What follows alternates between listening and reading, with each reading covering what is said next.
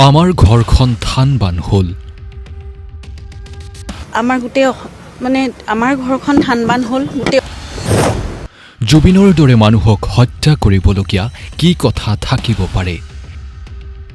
যে কেনেকৈ জুবিন গাৰ্গৰ দৰে এটা সত্তা এনেকৈ নোহোৱা হৈ যাব পাৰে। গতিকে তেওঁৰ নিচিনা এজন মানুহক হত্যা কৰিবলগীয়া কি থাকিব পাৰে? এনেকুৱা এটা ষ্টেপ কিয় ল'ব লগা হ'ল? চবটো খুলি সম্পূৰ্ণ নিজক উদঙাই সকলোখিনি দেখোন দিয়ে আছিল মানুহজনে। তাৰপিছতো এনেকুৱা এটা ষ্টেপ কিয় ল'ব লগা হ'ল? এতিয়া দোষীয়ে শাস্তি পাওক, সেয়াই আমাৰ কামনা। গতিকে এতিয়া দোষীয়ে শাস্তি পাওক, সেয়াই আমাৰ কামনা। আইনৰ প্ৰক্ৰিয়াটোৰ ওপৰত আস্থা ৰাখি আমি আগবাঢ়িছোঁ। আমাৰ আস্থা আছিল আৰু আমাৰ দেশৰ আইনৰ ওপৰত, আমাৰ ন্যায় ব্যৱস্থাৰ ওপৰতো সমানেই আস্থা আছে। গতিকে সেইখিনি হ'ব বুলি আমি আশা কৰিছোঁ। কোনো অভিযুক্ত সাৰি যাব নালাগে। বিচাৰিছোঁ যিমান সোনকালে পাৰে সেই ন্যায় প্ৰক্ৰিয়াটো আৰম্ভ হওক আৰু ভালকৈ পৰিচালিত হওক, আৰু এটা মীমাংসা যাতে আমি সোনকালে পাব পাৰোঁ। আৰু পুনৰবাৰ কৈছোঁ, দোষীয়ে কঠোৰতকৈ কঠোৰতম শাস্তি পাব লাগিব। জুবিন ক্ষেত্ৰত উপস্থিত হৈ আৱেগিক হৈ পৰিল গৰিমা শইকীয়া গাৰ্গ। আমি ইতিমধ্যে যিকেইজন অভিযুক্ত তেওঁলোকৰ ওপৰত FIR দাখিল কৰিছিলোঁ আমাৰ পৰিয়ালৰ ফালৰ পৰা। গতিকে যেনেকৈ আমি আশা কৰিছিলোঁ সেইমতে তদন্তৰ কাৰ্যখিনি সম্পাদন হৈছে। সেইকাৰণে আশা কৰা মতে হোৱাৰ কাৰণে আমাৰ ভাল লাগিছে।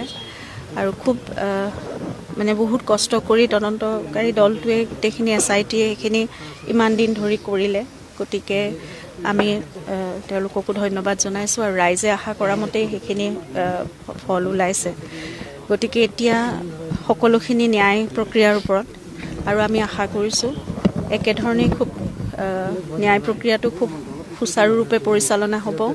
আৰু যিহেতু দোষী সাব্যস্ত হৈছে, এতিয়া তদন্তত ওলাইছে, গতিকে প্ৰতিজন দোষীয়ে কঠোৰতকৈ কঠোৰতম শাস্তি পাব লাগে। সেইটোৱে আমাৰ কাম্য, আৰু ন্যায় ব্যৱস্থাটো খুব ভাল হ'ব বুলি আমি ভাবিছোঁৱেই। কোনো সাৰি যাব নালাগে। আৰু সেই তদন্ত ব্যৱস্থাৰ ওপৰতো আমাৰ আস্থা আছিল, আৰু আমাৰ দেশৰ আইনৰ ওপৰত, আমাৰ ন্যায় ব্যৱস্থাৰ ওপৰতো সমানেই আস্থা আছে। গতিকে সেইখিনি হ'ব বুলি আমি আশা কৰিছোঁ।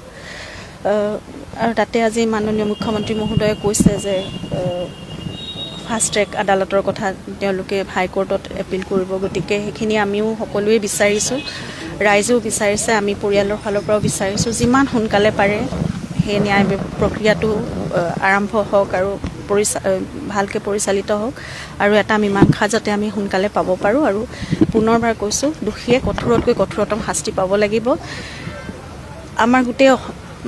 আমাৰ ঘৰখন থানবান হ'ল। গোটেই অসমৰ ৰাইজে সেই বস্তুটো সেয়াই বিচাৰি আছে, যে কেনেকৈ জুবিন গাৰ্গৰ দৰে এটা সত্তা এনেকৈ নোহোৱা হৈ যাব পাৰে। গতিকে তেওঁৰ নিচিনা এজন মানুহক হত্যা কৰিবলগীয়া কি থাকিব পাৰে? চবটো খুলি সম্পূৰ্ণ নিজক উদঙাই সকলোখিনি দেখোন দিয়ে আছিল মানুহজনে। তাৰপিছতো এনেকুৱা এটা ষ্টেপ কিয় ল'ব লগা হ'ল? গতিকে এতিয়া দোষীয়ে শাস্তি পাওক, সেয়াই আমাৰ কামনা।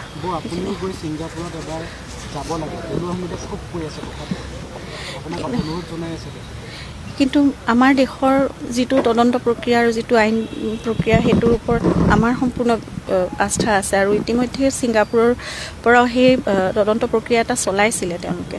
গতিকে এতিয়া মই ভাবোঁ আমাৰ দেশত আৰু আমাৰ অসম পুলিচে যিখিনি কৰিব, জুবিনৰ প্ৰতি আমাৰ যি আৱেগ আছে, সেয়া প্ৰতিজন অসমীয়াৰ আছে।